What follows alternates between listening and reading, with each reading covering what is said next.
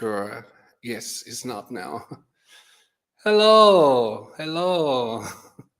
How are you doing? Doing great. Doing great. Hello, Kenny. Hi, Mabula. Hi, Chitam. Hi, Kelly.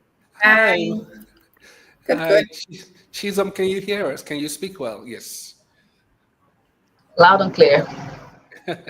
Fantastic. Yeah, Okay.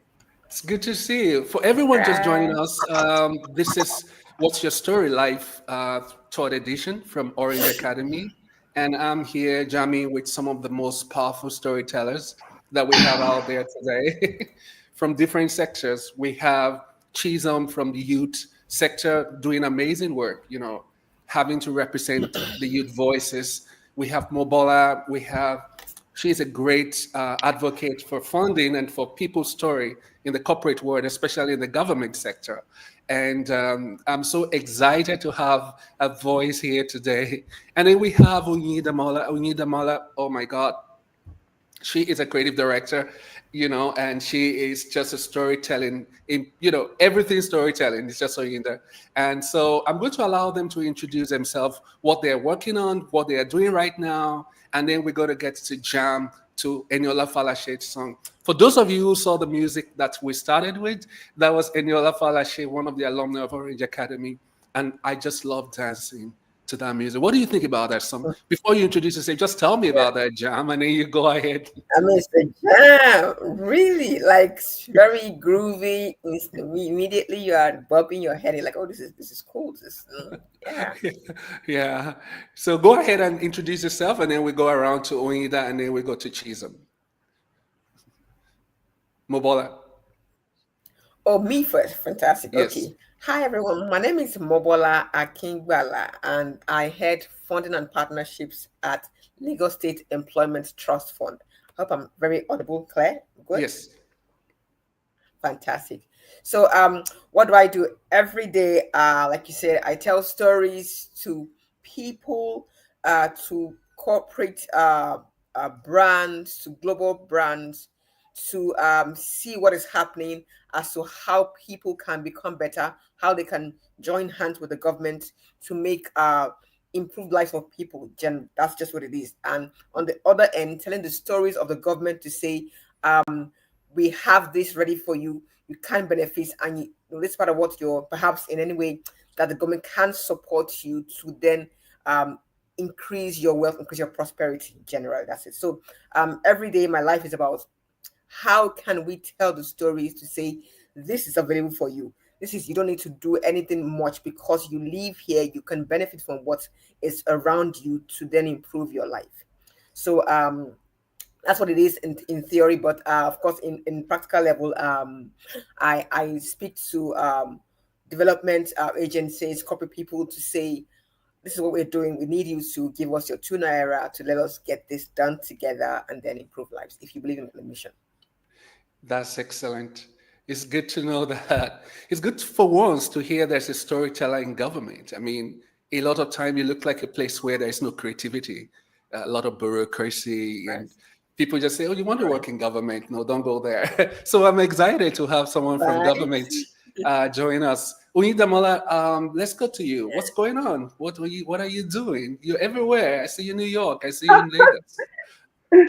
Hello, Kenny. Hello, everyone. I mean, it's such a pleasure to be here. My name is Oindamala Fakile, and I'll introduce myself, by first speaking to the fact that yes, people call me many things, right? They call me writer. To some people, I'm an executive creative director. They call me creative leader, communication strategist. But the title I really like is storytelling aficionado, right? And not because it sounds very fancy, right? But because it explains me very well. I'm someone who's genuinely fascinated about the power of stories and how it shapes identities, how it moves culture, how it just really builds brands, right, and connects the art. So, um, my storytelling job is not a title, is not a campaign. It's more about curiosity for me, right? I've always been a child who would always ask why, right? And I get paid now asking the whys, right? And also looking for how to just connect. So it's more than just communicating for me, it's connecting. So what brands ask me to do and what I'm all about and what keeps me up at night, which I enjoy by the way, because that's when the juices start to really flow, right? It's just really finding that magic in a world that is full of noise, right? So that's really that, and I'm so delighted to be here today. That's excellent. That's great. Thanks for joining us. I hope I can pronounce that aficionado. It sounds like Italian word, but congratulations. Good to see you. Thanks for that. Chisholm, let's go to you. Youth advisory expert. I mean, that's what I mean. Do you want to tell us what you do and how storytelling is important in that space? Sure. Thank you so much, Kenny. And it's really an honor to sit here and jam with these powerhouses that you have paired me with. So, what do I do? At my core, I am a storyteller, right? And just a little back story. I've kept a journal since I was 10 years old. So I'm genuinely passionate about narrating everything, right? So what do I do right now? I'm a youth advisory advocate, youth advisory expert, however you want to put it. You know, whenever you hear something like intervention, whenever you hear something like non-profits, what comes to your mind is, oh, the participants in initiatives these days, you see age bracket 18 to 35, right? And then what I really do is to make sure that these interventions, number one, they are youth centered. You know, they are youth centric. It means that whenever initiatives are being designed or communicated to young people, I make sure that it gets to those young people to understand it, basically. And something else finally I would say about being a youth advisory expert is I make sure that storytelling is done with young people, not at young people, if you know what I mean. Over to you, Kenny. That's fascinating. That's fascinating. Storytelling. Every time I bring guests together, I always go back to the basic. There was a time many years ago, not too long ago, storytelling was not something people put on their resume. It was too vague. You don't just say you're a storyteller. Now you go to LinkedIn and you see everybody storyteller, storyteller, storyteller. In your mind, what happened? Why? Is that something that is really, can you prove it? I mean, they say, what do you do? What does your mother do? Your mother is a storyteller. Does that sound right? So you all are the experts here. How do you tell people that you're a storyteller? Who is a storyteller? Really, really? You know, I don't get it. I know I use it, but sometimes I feel it's cheesy, right? Like storyteller. Is that NTH and your five Okay. storyteller? I don't know. Who is a storyteller? Yeah, anybody can go. This is a jam, so go ahead and jam with us. Linda, you're muted. Okay. If I can start first. So I'll go back to Kenny's class. I'm talking 2010. Am I that old? And the storytelling class, Kenny came to class, lights were turned out, and they had this, it was this ginormous jack-o'-lanterns in the class. And it was, what he said was, once you come into this place, suspend everything you think is possible. Like in this moment, anything is possible. And that I took with me very seriously, because I work in a space where people like to believe that, one, there's a lot of distrust working with the government, and so and then the people that you're working for believe that there's some level of mismanagement. It's a constant way. So storytelling is about saying, for me, or how I work is to say that, how do I interpret what I intend to say in the kind, using the elements of what you believe in to communicate to you. So very simple. So like we say, the government says that their mission is to democratize wealth and prosperity. How does, like something, how does someone who is 1935 interpret that? What kind of elements that they're familiar with can I use so that when I say it, it connects immediately, they believe in it, and they want to participate in it? That's my, so that's a daily for me. And in the same vein, I go to, for example, I'm not calling out Chisholm or no, I'm mentioning Abbott. Typically, we have the standing MasterCard in that they don't work with government. And so it's like, how do I seek out people who MasterCard, for example, wants to work with and say, your story is our story. Let us work together to achieve the same aim. So that's what I do, basically, on both ends. That's fascinating. Yeah. Nice. I think I'll just jam Well, you in called me here, out. right? I mean, oh, okay. Well, labeling. Oh, yeah, she did. she called me out. Right? Okay. Let me lean towards You want to go first? kindness and respect. Yeah, let me lean towards kindness and respect. And because I would want you to say this properly next time. It is actually called MasterCard Foundation. And we are big on making sure that we are called that way for very serious reasons.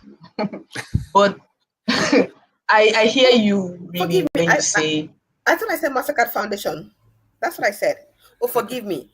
Let me make a caveat. I talk very fast. So sometimes it may seem like I'm swallowing my words, but I said, I assure you, MasterCard Foundation, that I am very particular about. That's what I said. Okay. So That's great. If I wasn't clear. Listen, this is a jam, and so we can jam. Sometimes we can mishear ourselves. It's part of the jamming. So go ahead, Chisholm. And something else, interestingly, Mubola, some months ago, I was in a co-creation session that was, the focus of that co-creation session was to open up cross-border trade for women who are entrepreneurs. And guess who was in the room? A representative from LES, from Lagos State in the Trust Fund. One of your person was in the room. You are right to an extent saying, oh, you are aware of that. Thank you for being aware of that. We seriously... That training is going on. We currently have that current. So what we did was we went to court the approved MasterCard Foundation partner, and then we worked with them. So we're currently working on that project right now. Okay, I'm happy that you're aware of this. Yes. We seriously collaborate with the government, like very seriously, because at the end of the day, whatever kind of initiative we're trying to put out, policy is very important, and the government is in charge of policy. So what does storytelling mean to me as a young person, right? Because most of these rooms, like this, for example, the co-creation room, I was a young voice in there, making sure that everything that's being discussed here, from people from the government, people representing the government, people representing financial institutions, when everybody is talking, I'll be like, you guys are saying really amazing things, but for a young person to understand what you are saying and for it to make sense to a young person, let us try to go in this direction, right? That is what I usually do in these rooms. And I'm happy that I'm not really scared to do that. Just shoot up my hand, stand up and say, oh, this is really going great. But for young people to accept what you're saying, let it go this way, right? So what does storytelling mean to me in a professional setting? Not personally, because personally, storytelling to me is journaling, but let's move to professionally. It means that I am trying to communicate a certain kind of narrative. And in Nigeria that we are in currently, there is a certain narrative, there's a certain stereotype, I would say, that young people are being looked. There's a stereotypic lens that young people are being looked at from, which one of the things I try to do is correct it, right? Correct it by saying young people are capable. Like young people are ready to take on position. No matter, allow us to be the ones that, oh, I can't do this. Anything you think a young person should do, trust me, young people are ready to do it. Another thing is young people, how I view storytelling from what I do professionally is to really shift narratives, honestly, to shift narrative, even on the side of young people, to show young people that, hey, these things, as Mobola was saying earlier, that you live in this country, these things are available for you. So she's using storytelling to pass that narrative across. Interestingly, there was an event that I was a part of in October where there were financial institutions in the room, policymakers, representatives from the government, and it was almost like a jam, just like this one, but it was more physical. Here's something that happened in the room. The core of that conversation was how to unlock financial access for young women entrepreneurs, right? So any financial institution you can think of was in the room. Central Bank was in the room. Bank of Industry was in the room. Now here's something. Then young people were in the room. Financial institutions were saying, we put out this information and young people are not seeing it. What young people want to do is go on TikTok and play and dance and stuff. They are not looking for information. And I kid you not, a young person in the room, early 20s, put up her hands and said, well, thank you for saying that young people like to hang out on TikTok and Instagram and stuff. Why not bring this information to us? If you want to talk to us, you bring the information to us, right? So those kinds of spaces, you see me there always. And also making sure that young people are confident enough to say the things that matter to them. Tell your story in spaces that the policymakers and people who are going to act are going to hear your story. Put it in their faces. So the way I see storytelling is in two ways. Number one, encouraging young people to put your story in the front of people that will see it and take action. And on the other side of the policymakers or the ecosystem actors, bring the information you think young people need to know about. Bring those kind of narratives to our face. Where do we hang out? Bring those things there. So that is my idea of storytelling, effective storytelling for youth engagement. That's a masterclass right there. I'm not surprised that we were talking about MasterCard Foundation. So we had a masterclass. So thank you all. I'm going to go to Onyeda. She has a lot to say, I'm sure. And I can't wait to hear from Onyeda. Thank you. I mean, I like the question, Kenny, because I see that there's some things that have now become, say, obtainable in this our time and age that, when you flash back, maybe say to our mother's era or our father's era, you're like, you know what, maybe if my mom was probably born in this era, she would be like maybe a social media influencer or something, right? So I'll use that to sort of give what I feel, should be our posture in terms of, speaking to storytelling, right? I believe that storytelling is in our DNA, even as humans, and dare I say, even as Africans, Nigerians, right? It's in our DNA, it's embedded. It's how we teach morals, right? I mean, a lot of us on the call or on this session, you can remember certain stories that your mother told you because she was telling you do not touch fire, right? And you just would not listen, right? And she would go to maybe room and then devise a story to tell you. It's something that really never happened, right? But by the time she gives birth to it, it becomes a proof point for you to start to understand that look, I dare not touch fire because my mother told me a story about who. We know about the folk tales, we know about all the adages, right? So storytelling is so pregnant, it's such a palpable tool, right? And I believe that look, as at today, it's no longer a nice to have, right? So we would boldly fly our colors of storytellers, right?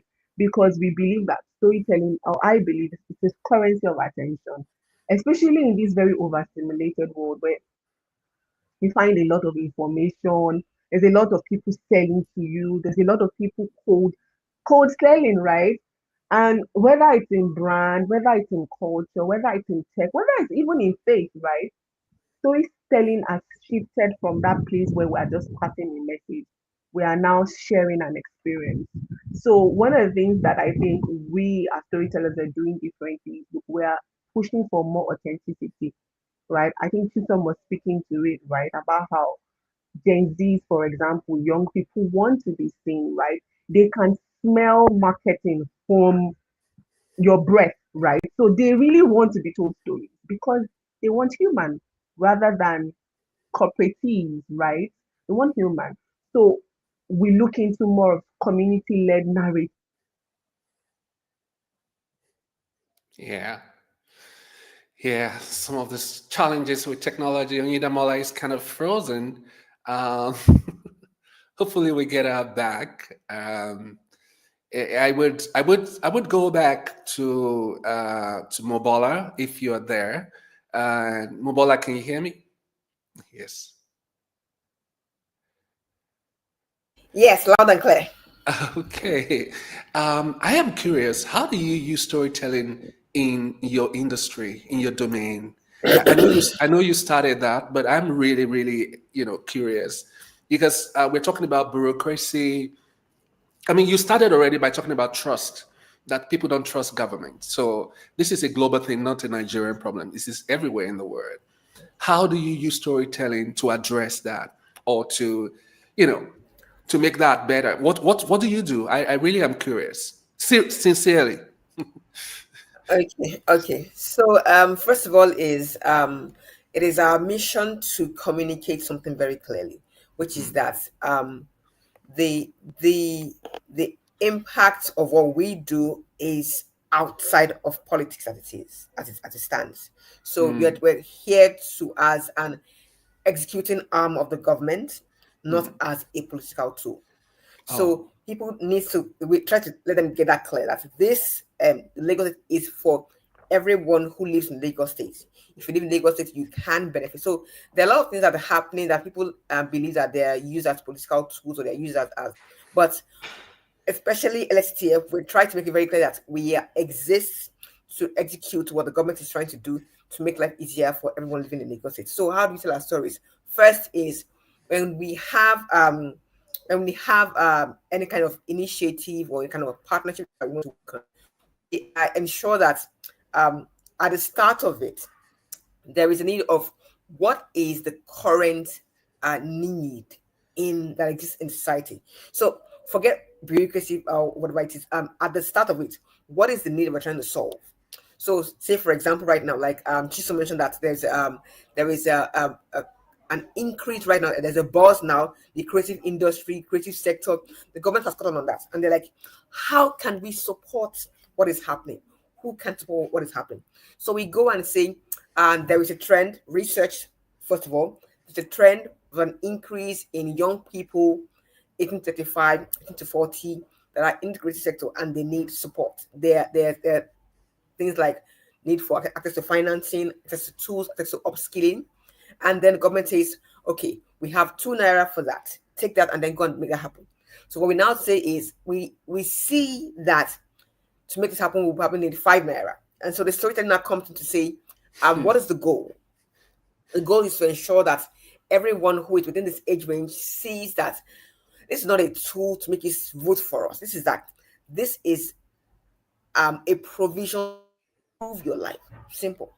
Mm, So we then say, for example, like I said for Chisom, we found who has the ears of people we want to speak to, who speaks their language, mm, who is close to them.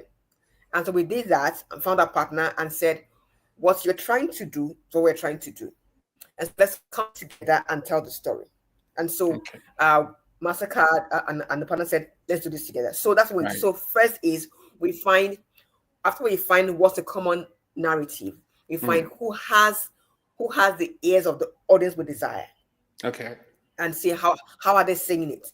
And so when it comes to first funding, when it comes first for benefiting from the initiative of the government, what we do is we find those who are one close to them. So a lot of grassroots engagement is happening. The areas we want to go to. So right now, the what we have right now with Mastercard Foundation and their partner is they want more women to get entrepreneurship training. They want more women with more people living with disabilities, more young women who are in the IDPs, in displaced refugees. How can we support them? And so, with our vision to say, who are those within those areas, grassroots areas, who speak the language, connect with them, Mm, and see what is important for you. We get that done. right. Two, on the point of the funding, we use one data. Two is to sell the vision of the outcome. Let me Okay. explain that. For example, we have, let me use the example of Mastercard Foundation. We say, Mastercard says, we desire that there's an increase in young women being empowered. We say, in Lagos State, when it comes to the data of where they are, who they are, how old they are, how big is that subset, we have that information. And so let's Okay. use what we have to say. To achieve your aim of, say, 80%, we know that that number is within these areas. See what we have. And so once they see that, there's a point of connect. So using data to say, we know what you're trying to achieve, the outcome you desire, and we see it, and that's what we share as well. So come together with us to let's work together. So on the part of the funding is we immediately sell their desired outcome. Like Kenny was saying, his classes, he would say things like sell the sizzle, and so the sizzle is that what do you desire to see? What's the cherished future you want to see? And Right. so Right. that selling that is what Yeah. now opens their wallets to then to sign the checks to us. So Wow. it's not in the bureaucracy that people talk about. Is it exists in civil service, but trust me, when it comes to Lagos State and there is a mandate, there is usually a time clock. For example, where I work, we have a mission to ensure 100,000 jobs by the end of this year. And so it is an all-out crazy. How do we achieve 100,000 jobs at the end of this year? That can come in form of giving people access to financing, having people upskill, placing them in jobs. So what we have right now is placing people in jobs, getting you access to financing to start your business. So that run goal is the end of this year. Have we done 100,000 people being empowered, being more, and more prosperous in Right. living in Lagos State? Right. No, this is fascinating. I really love that Lagos is really a center of excellence. I don't care what political party you belong to. Those of you watching, I mean, Lagos is a beautiful place. Lagos holds all of us together. Where irrespective of where you come from, this is a place where, like people say, American dream. I think that's what should be called the Lagos dream. People come from everywhere, and then they're able to make it.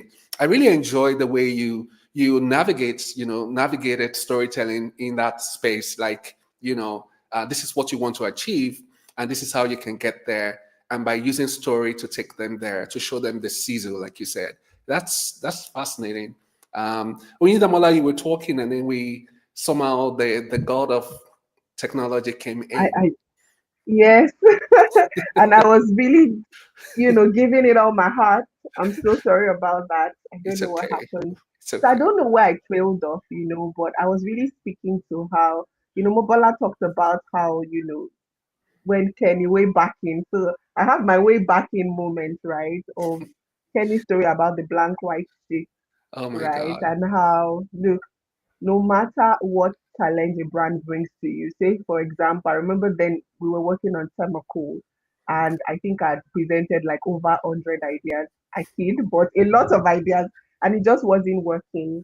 The story just wasn't hitting right, and it was a case of either leave your system and just get out a blank white sheet. The story is in that blank white sheet. And I think that what that did for me was just to really clear my thoughts and also not get, at times we get what I'll call open to certain noises that sort of tailor your stories, right? So you think it's your story, you think it's the story that the brief requires, but what you are regurgitating is the story that is coming to you in droves on social media, right? Hmm. So I was also speaking to how look, storytelling today is not a a nice to have, right? I mean, from our A days, our mothers, right? They Hmm. use stories as a tool of correction, as a tool to guide, and they use it as guardrails, right? And Hmm. they were very dexterous in the use. They were very, very innovative, right? Hmm. So they will tell you about the story of how one woman, one girl, when she touched a boy, she just became pregnant it didn't happen, right? But it sort of instilled some caution in you, as a child, to say, oh my gosh. And then by the time you outgrow, the innocence, you sort of know that that wasn't true, mm, right? But then the story has done its job, right? What did they use so brilliantly well? mm, They use the currency of attention, right? Which is what we should learn and use today, and which is what we use as storytellers, right? mm, It's a very overstimulated world. There's a lot of people pushing information at you left, right, and center, but people pause when they meet a very authentic story, right? So in advertising, for example, whether it's advertising for brand, for faith, for culture, or for tech, or, like I mentioned, mm, storytelling has shifted from, it needs to shift. If it has not shifted, it definitely needs to shift from being message led to experience led. And I was talking to what Chiso mentioned about how, look, if you're speaking to the young people, you need to make them understand through the stories that you tell that, look, we believe in you, we know you can do, we know you're capable, right? So one of the things that makes us or should make us proud to brandish our role as storytellers is, for example, the fact that, look, we are always driving in for authenticity over polish. It doesn't need to be this glossy story or this glossy thing. It needs mm, to be something that dives for humanness, for mm, resonance, right? So mm, ditch the corporate tone, Like I always tell my writers, I say you need to speak like you have your target audience sitting in the room with you. mm, Would you say, oh, this is the best or oh, here for your dreams? No, you wouldn't say that, right? So how would you speak if you had that Gen Z in the room with you? Or maybe you're out, you're hanging out, right? Because these guys can smell marketing from your breath, right? mm, They can smell it from just your eyes, right? They can see that you're trying to sell to me, and they know it's just about your pocket when you brandish it like that. So we need mm, to first peel. As an artful storyteller, it's about peeling off those layers of corporate, mm, right? So the brands give us the brief, and then we look and we deep dive for the empathy in it and say, how do we connect with the people that we're mhm, trying to speak to? mhm, How do we also deep dive into community-led narrative? So mhm, it goes beyond just telling stories, right? There's something I mhm, like to say. After we've told even the stories, what are the platforms that these stories would birth, right? So mhm. we now move into story doing, right? So there's a storytelling part and there's also a story doing where the brand has told you this story, they try to tell it to your heart. But Wait, what are wait, they don't doing don't about rush, it? don't rush that. Yeah, I'm interested yeah. in story doing. That sounds like a great Mm-hmm. concept. That it's not enough to tell a story, but it's not to do it. And that kind of resonates with me when you think of what Mobola said before, that the government is not just Exactly. interested in just their political agenda, but they want to make sure that they want to ensure that the people actually have access to this funding, to the dream. Exactly. So would Exactly. that be called story doing, or what is story doing in this space? Well, how would you define that? That sounds So fascinating. I'll say storytelling brought to experience, right? Because Mm, say for example, you tell stories it's on a device. mm, You're telling the story via a device. Story doing is making meaning out of the stories that you're told, right? In a way that is impactful, in a way that it builds bridges, right? So you've shown me as Mastercard Foundation that look, this is accessible to me. So what are the platforms? What are the avenues at which this does not become a cumbersome experience for me to access, right? mm, So, for example, it needs to be that when people then encounter your brand or experience your brand, there's no dissonance between what you have sold, what you have told them, and then what they are experiencing, okay. right? And that means, say, for example, you tell a story about how, oh, you show a guy who's using your fast network, and then he's able to pitch and win maybe a tech competition, Oh, you right? go there. So, Okay. they, yeah, they've seen that on TV, right? Then you can now, as an offshoot of that storytelling, come up with story doing platforms where you probably set up a hackathon, right? That is still selling the whole thing in that story you told. So you set up a hackathon, you open it up to people that look like the guy you showed in your story, right? So the storyteller's job is really not done until it really gets into the space of experience for the people you have told the story. Yeah. This is where we need to bring this is where we need to bring a Chisholm in because you said that people can smell that you are marketing to them from afar. They can tell that you're marketing to them. How do you? Okay. Now let me break this down a little bit. Yesterday, I was reading an article from Washington Post. Fascinating stuff. They're talking about how all of us are addicted to our devices. And a group of psychologists are really talking about, especially the young generation, how it is becoming a real addiction, that people are on their phone, they sleep with their phone, they wake up with their phone. I mean, I go to the airport, sometimes I see children with iPads, and this makes me crazy. I'm like, children with iPad, do people still read book? Do people still make connections and all of that? So my question to you, Chisholm, because we're talking about young, do you think young people, what does it look like in your world? Because you're an expert in that space. I know you don't speak for all of them because there's no such monolithic young person. But generally, do you think we need to do more social media, digital media, or do you think we need to meet them where they are more physically? What's going on in that space? We all are confused. Most marketing, listen, we're all really trying to grab the straw. How do we talk to these people? Because people say use TikTok. Some young people say they don't want TikTok. People say go on YouTube. Some young people said it's boring. People say Instagram. Instagram now we see grandmothers in Instagram, and young people say they don't want to go there. So tell me, what do we need to do? I am confused. When you were speaking, Kenny, you forgot to mention one. That's Facebook. I'm not sure there's any young person on Facebook right now. They've all left, right? Oh, but, wait. Say that again. Let me let me maximize your video. When you were mentioning all the social media platforms, you mentioned Right. Instagram, you mentioned Twitter, you did not mention Facebook, and rightly so, because so many young people have jumped off that ship. They are using other platforms. Why? Thank you for saying earlier that I cannot speak for every young person, but in my circle, why most of us left Facebook was that our fathers were coming there, they were liking your posts, commenting on your posts. We ran away. We just please, this is not why I'm here. But so back to your actual question, when you said what should we do more of, right?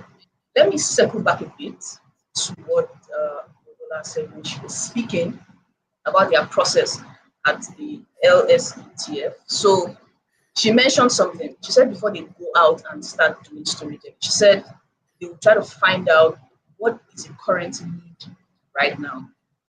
What I would say is, in that phase, when that question is being asked, in the room where that question is being asked, that question is supposed to be asked to a young person. Hey, we are trying to design something for you guys. What is the current need in your space? Gather, I don't know how many you want to gather, but from different geopolitical zones, from different realities of life, and say, what is a young person that will tell you what other young people need, right? Just to even move away from that. Thank you, Oyinda, for saying that. Ditch the corporate tone. Young people are not interested in hearing how you want to sell to them. Interestingly, even if the initiative you are designing is very useful, is very helpful, in your own view, you are the one that know that this initiative is very helpful. You have to come up with ways to show young people that this thing is helpful for you. And guess what? Young people, the only other people we don't trust the system, right? We trust each other. A young person will believe me telling them that come and try this out, and they will believe in Bobola saying come and try this out. So now there are different types of young people again. So let me speak to inclusion in communication, right? This is broad, but I'll try to narrow it down. Inclusion in communication goes in different ways. Well, I'll touch on number one, inclusion in language. I speak English, I understand English, but an Aisha in Damaturu does not. What if she doesn't understand all this English that we are talking about? Or an Usman in Kaduna? All this English I'm speaking is for us here. You will need to incorporate inclusive storytelling so that Aisha can understand it in her own context, so that Usman can understand it in his own context. That's one. Another thing in storytelling, inclusion in storytelling is for young people, right? For everybody, but I'm speaking for young people, is let us consider persons with disability. All this English I'm speaking now, a person with hearing impairment cannot hear anything I'm saying. So can that person actually follow through the storytelling? They will just look at the video and keep looking at it. So we're going to have to incorporate captions. If you're ever going to do storytelling in your videos, incorporate captions. If you're ever going to make sure that it's inclusive, make sure there's sign language, right? Make sure there's sign language so that people with hearing impairments can hear you and make you look in such a way that you are including everybody, right? Something else to consider when you are talking to young people is let the storytelling be respectful. Earlier, I said that, okay, let me say it this way, let the storytelling be respectful. It is not really ideal, if I would say so, to tell stories at young people. It's better to tell it with them. And as I'm speaking now, I am remembering this class I had with you, Kenny, where you were telling us about the hero's journey. Here's something. If you are going to do storytelling for young people, let's say there's an initiative or an intervention that is coming to town, and you're trying to tell that story to young people, that initiative cannot be the hero in the story. It's not going to work. The young person has to be the hero in the story. And you will take them through that hero's journey. Okay, this is where you are right now. This initiative, you engage with this initiative, and then at the end of the journey, this is where you're going to get to. You see this hero's journey story, you have to have incorporated the inclusion I talked about earlier, so that somebody who speaks only Igbo or only Hausa can understand what you are saying. You mentioned earlier, I'll wrap up with this point. You mentioned earlier that should we do more of social media? Guess what? There are 7 young people that the only kind of phones they have do not connect to the internet. So what do you do in that kind of situation? How do you include those kind of people? So now we are going to do so now we are going to now say, okay, these young people in this area, how do they get information? Guess what? Sometimes it is just through their community gatherings. So you have to be prepared to do the legwork, to go into this community and tell the stories. And if it's a young person you are telling the story to, it has to be another. You cannot come to and be very mindful of cultural context. As if you want to tell stories to women in northern Nigeria, and you are sending a man to tell that story, I'm not sure you want them to listen to you. You have to send a woman who is dressed like them, who looks like them, that can understand, okay, this is what we are expecting of you. This is what it is, honestly speaking. And you can also incorporate radio. I used to work in radio, shameless plug. So you can also incorporate some people who are in the core north, who are in the core east, all they have is that their radio, that palito radio, they just have it on their shoulder, and that's it. They don't care about your YouTube, they don't care about your Instagram. So if you're going to do inclusive communication, there are so many things to consider. So at this point, I will drop the mic and pass back to you, Kenny. No, don't pass it back to me. Anybody else can pick it up from there. This is a jam. I hate that I'm the one asking question, and I hate that everybody's mentioning my class as if I'm this old school that young people don't want to listen to. But I get it. But no, it's okay. I'm joking. No, this has been really eye-opening because the question is always, how are we going to tell this story? How are we going to meet people where they are? Everybody say do this. By the time we are doing that, it's out of trend. In another 2 months, nobody is doing that anymore. Then you start saying caption. Then algorithms say, no, if you caption your video, people don't like it. It looks like marketing. And then you say, okay, don't caption. Somebody said, oh, because we don't understand what you're saying. Then you say, okay, hard language. Somebody said, you didn't include my own language. Why did you put that other language? So we're in this, conundrum. Like, how do we navigate all of this complex? This is where I really need the expertise of Oida. You are the storytelling woman. I don't know how to describe you. And all of you are storytellers, here. Anybody can start. Actually, I take that back. Anybody can jump in. How do we navigate this complex ecosystem where today's data says, don't go to Facebook? Then in another 2 days, we understand that everybody's on Facebook. What do we need to do?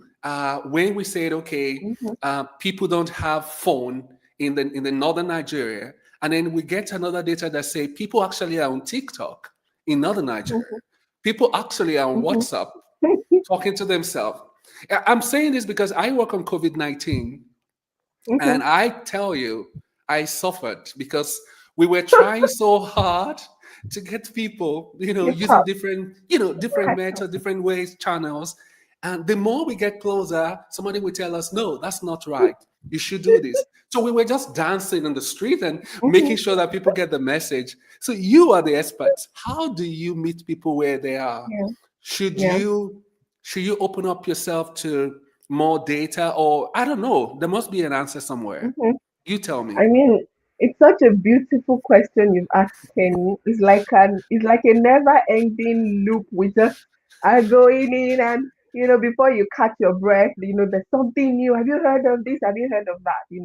So I think first we have to understand that platforms would always evolve, right? It happened in the A days where it was just oral, right? I remember when years back, I used to hear in advertising that to even just do a mood board, right? You have to sketch it out and you have plenty sheets. Remember now, I know Kenny, right? You are timeless, Kenny, though. You are timeless, So Yes, so from sweet. oral tradition to print, from radio to television, from blogs to TikTok. Now we have AI, and even that is insane, right? There's VR, and then there's also community driven ecosystems, right? So I think the real question isn't how do we chase every platform, right? I think the real question is how do we remain consistent in who we are as a I brand, see. right? I see. I like While that. we are flexible in how we show up, I right? like that. Because platforms are like stages, right? So let's just imagine that a platform is a stage. Your story just needs to be constant, right? And or Mm, what I'll call shape shift depending on the stage that you're going on. So mm, a few principles that I use, right, and I always advise my team to use it to anchor in timeless truth. You need to mm, anchor in timeless truth. What's the timeless truth you can anchor in? And then you can now adapt your expression. So mm, human needs, whether we like it or not, has not really changed. The need of belonging, the need mm, for identity, the need for meaning, the need for emotion, mm, right? mm, Only the medium has changed. Only the medium has evolved, right? The mm, platform may shrink the format, right? mm, But it will never shrink the human heart. And that's mm, what we need to always hold on to and bring forth, right? Number mm, two is to make sure that we are students enough to explore and wise enough not to panic. Right? I tell people that look, I am very nimble, and it's a posture that I want to say now openly is the secret to whatever creativity I have. It's just the fact that I am a forever student. I'm a forever student.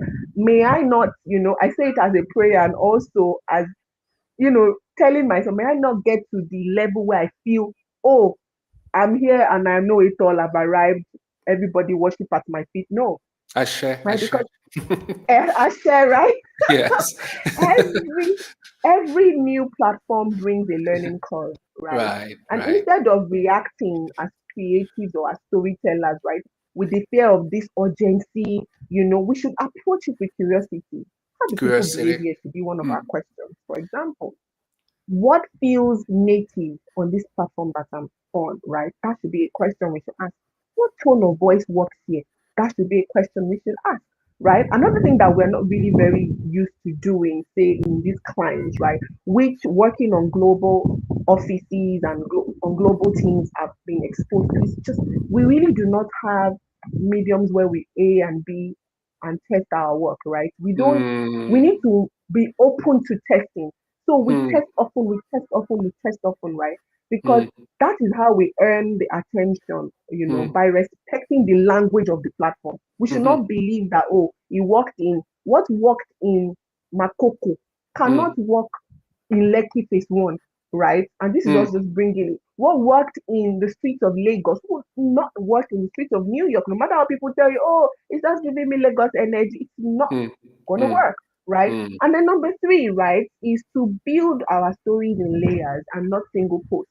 Most times, today's platforms, we realize that, look, a lot of people just they build single posts and then they just, oh, I'm done.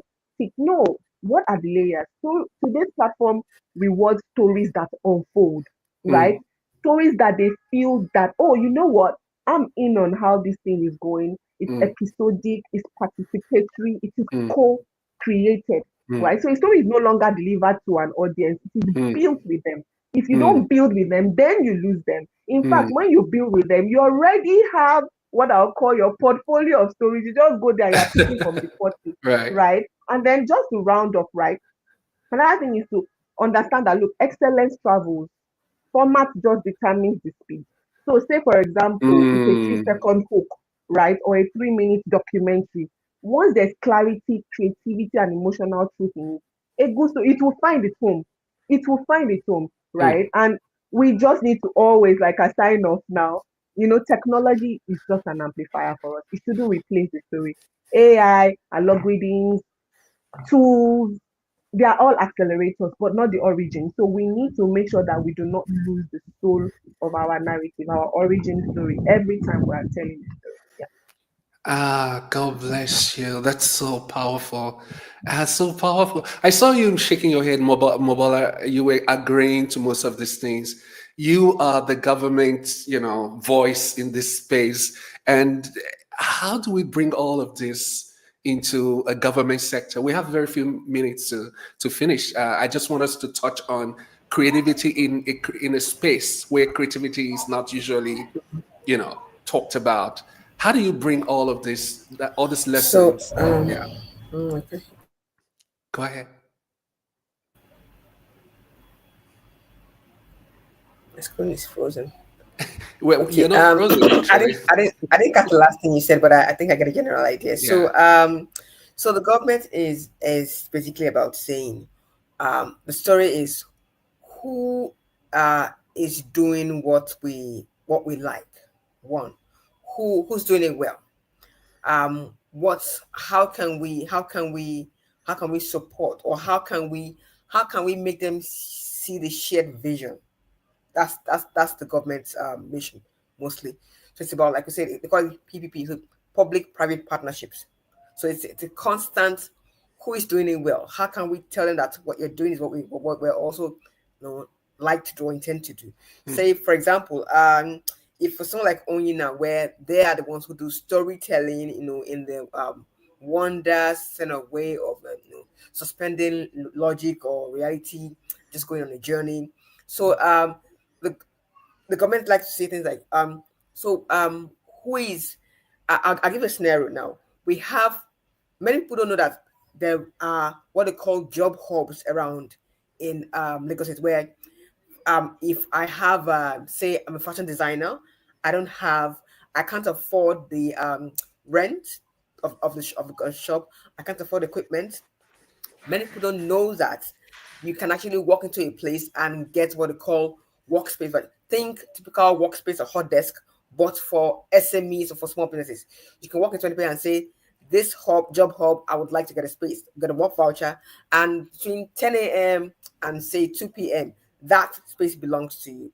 The government now says, so what we did was we found who can tell that story in a way it seems like, believe me, but believe us, this is not about a political gimmick. This is us saying we believe you need this. And so we partner with it wasn't an agency, but storytellers who it was we used radio to say, Mm. what's a fun way to say you don't need you don't need money for rent, or you don't need money for the machine. There is a space where you can go to, and you can, for that small fee, own that space where it's fully set up by the government. Everything you Mm. need there to work is there. So finding for what was a simple chant, yeah, Mm. to say who can help us to codify this Mm. into what works. So Mm. for us, that constant PPP, Mm. public-private partnership, to say who is doing what we like, or who is saying it the way we like. where we can remove that partisanness to say this is just a solution, this is amenity, this is support for you. In the Correct. same way, we go to others who are development agencies, others who are corporate organizations like Mastercard to say, what you're doing, we are also doing on a different scale. Can we collaborate together to then do it? So there is finding who is selling their own story. How does our story look like that, like the story, and now lay the cards out together. So we have another partner that we're working with right now where they're going into the small pockets to say there's a trend that people are no longer using smartphones to take photos anymore. People want to go back to analog. They want to use cameras. They want to use they want to use the instant photos. They want to use, and they came and said, how can the government help us to get into those spaces? You see that? So that's like saying someone like Onyi saying, we have this campaign, we have this brand, and they're saying we want to go into and you have the data. How can we work together to make them see that you can start a business as a photography person and earn money, improve your life, earn income? You get? So that partner said, so they got their agency from Austria, and they came to Nigeria, had their partner, and said, LSTF, please come board with us. And we want to get into Ikorodu. We want to get to Badagry. We want that guy to think his photography business can thrive if he gets this product from us to then improve it. Correct. You get? So it's a thing of where can we take our PPP to? PPP. Yeah. Yes, public-private partnerships. Correct. Is there a brand saying more than just customer acquisition? This is a solution that can improve lives. Got it. Let's come together. Is there a corporate brand saying, how can we support what is happening? Let's work together. So that for us is the constant. What is the working I won't say channel, or what's the working I'm looking for the right word now. What's the working, maybe loosely speaking, what's working language? What's the working codification of the message? Correct. Right. Got it. Use that. Okay. Yes. This has been eye-opening for me. So much talk about the PPP. This should be a master class, ladies. This should be. Oyinda was really on about making sure that your story is consistent. It's not just about the medium. It's about you having a story that creates experience. And Chisholm taught me so much today about how you need to be authentic and how you need to meet people where they are and who is the hero of your story. Not just your intervention, not just your new idea. She is just brilliant. Okay, before we leave this place, some people are watching and say, these are Orange Minds. And just by the way, Orange is looking for a chief imagination officer, in case anybody knows any alumni who is interested to run Orange Academy as a part-time. It's just 2 days a week, Saturday and Sunday. Whatever you do, just come and see the park, just know what's going on and be the chief, and we give you something, to go home with. But the whole idea is that we need a visionary. We need somebody who can run the place on weekends, who actually can speak to young people, just like Chisholm was talking about, not just young people, but everybody. So before we leave, just tell me what got you here, and if somebody is watching and if the person wants to be a storyteller, what do they need to do? What's the secret? You all are looking good. You are confident. There's something about your faces. I'm looking at you all. I'm like, what did they jet? What did they chop? Is there something? Is there a secret? Just give us, in 1 minute each. I know we're already over time. Yeah. Quickly. Okay, I don't know what's Orange Chisholm is, but I would say that as an Orange Mind is that one thing that we got was that is that you have it in you, and so first you need to believe that you have a story to tell. Yeah, and it doesn't. It's not about saying storytelling in a fanciful way. You have a story to tell, and have confidence in that. Kenny would say it, Franklin would say it, that the arrogance of an orange mind is that you know that your story is good. You know, Franklin would say, I need you to whip up envy in the minds of people around you. You don't need to be 100% confident. I need you to look like you have it, you know. Yeah. And so, Yeah. believing in the power of your story, which is that Right. I know it sounds very, you know, big there, but you Yeah. have a story to tell. One, Yeah. two, Yeah. your story is able to cause change. Now, change is not always dramatic.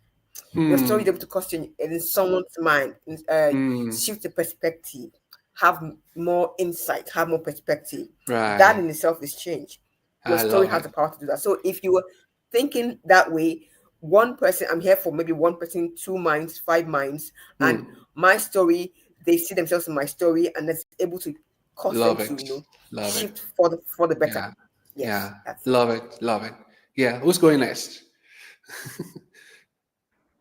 I got, oh, okay. Go But ahead. let me do this. Let me do this. So I am also an orange man, Oh newsflash. yeah. But what I would say is, how did I get here? What I would say is people brought this out of me, right? I Mm. have, I usually say that I have village members. It takes a village. I have elders in my village. I have my peers in my village who are my council members. They are my village members too. People called this out of me, right? I remember having a conversation with my mentor last week, and she was telling me just exactly what Mokola was saying, that you're not for everybody, right? What I would say to my fellow young people listening, how did I get here? What happened? First of all, people called this out of me. It was Mm. inside me, and they saw it, and they called it out. And guess what? I believe them, right? Mm. When people start to call this out of you, please don't shy away from it. Believe Mm. them, right? Mm. Believe that you have something to give. Amen. And Mm. I keep saying people call this out of me. I went to meet some of these people. I saw people that looked like where I was going. And I went to meet them and I said, I like what you are on about. And I would really, you may not even come formally and say it. Sometimes you just introduce yourself, make an acquaintance, share some of your work with them. Let them look at what you are doing and say, point you in certain directions. Hey, mentorship will save you 10 years. Mentorship can compress 10 years and give it to you in 3 months. Mm. So seek out mentorships from people who look like where you are going. That's When great. people look at you and try to call things out of you, please believe them. Don't Mm. shy away from your potential. And Don't be finally, I'll too say, humble. thank you very much. And finally, I will say, intentionally find yourself in spaces that will grow you. All of us here went to Orange. We went there. They didn't force us there. We went there because we were looking for something, right? So stay curious, embrace Amen. mentorship. And when Amen. people call things out of you, believe them. Yeah, so I'll pass to Oyinda at this point. Thanks, Chisom. You took us to church for a minute. I mean, I answer your question, Mubola. You know, I'm a 2012 IBX7 Orange Mine, and in fact, I like to brag, you know, to the students I tutor in design thinking that look, you guys, I know you are experiencing Kenya. I'm sorry, Kenny, I cannot not talk about you. I'm so sorry.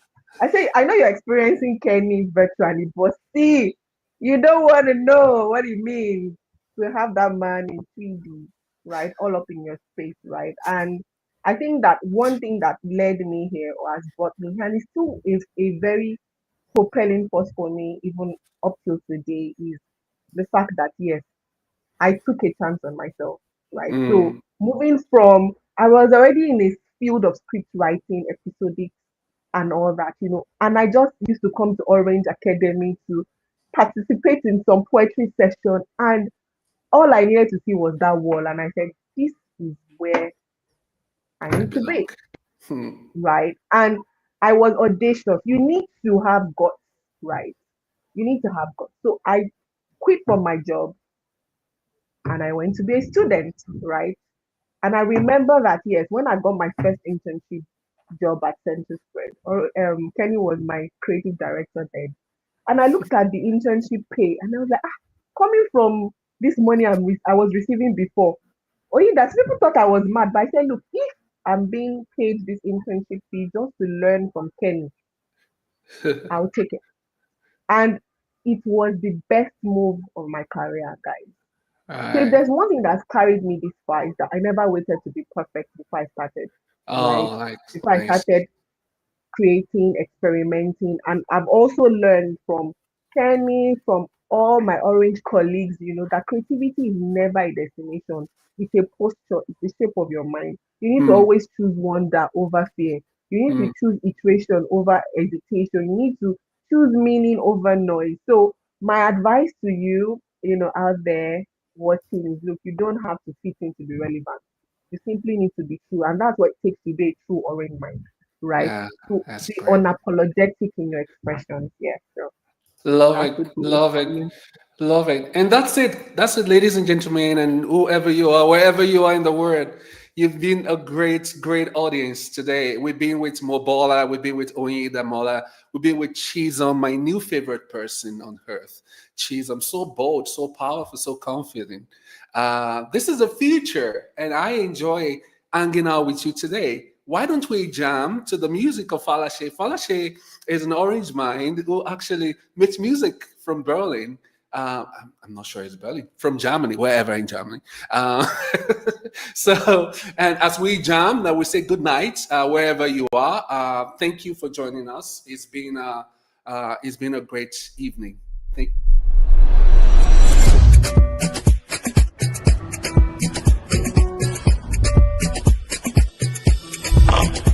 Will you whine your body? Show me how you do it, like your style and your dressing. Show me how you do it. Will you whine your body? Show me how you do it, like your style and your dressing. Show me how you